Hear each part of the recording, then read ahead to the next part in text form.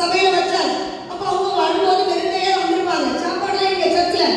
அப்ப அவங்க என்ன இருந்திருக்கும்? அப்ப அத்தனை வருஷமும் நான் நினைக்கிறேன் அவன் சாப்பிட்டுருப்பான் அந்த சர்ச்சில்.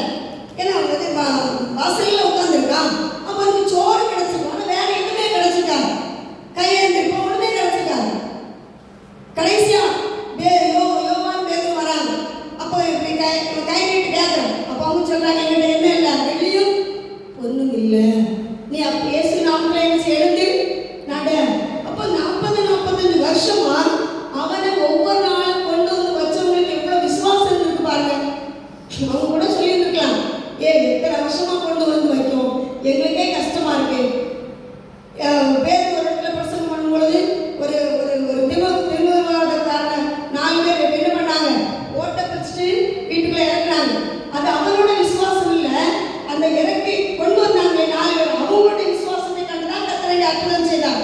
இங்கேயும் இவருடைய விசுவாசம் இல்லை, இவருக்கு விசுவாசத்துக்கு வேலை இல்லை, அவனை பற்றி நம்ம அங்க மேட்டர் இல்லை. ஆனா ஒவ்வொரு நாளும் தேவாலயத்தில் இவனை கொண்டு வந்து வச்சாங்க. அவருடைய விசுவாசத்தை கண்டு கர்த்தர் என்ன செய்திருக்கிறார், அற்புதம் செய்திருக்கிறார். நமக்கு நம்முடைய விசுவாசம் எப்படி இருக்கு, நம்ம எப்படி ஜெபம் பண்றோம்? முருதகாய் மாதிரி விடாப்படியா ஜெபம் பண்றோமா? தானியேல் மாதிரி தேவனுக்கு முன்பாக குற்றம் இல்லாம மனுஷனுக்கு முன்பாக நீதி நம்ம செய்யறோமா? நம்மளுடைய வாழ்க்கை எப்படி இருக்கிறது? அதே போல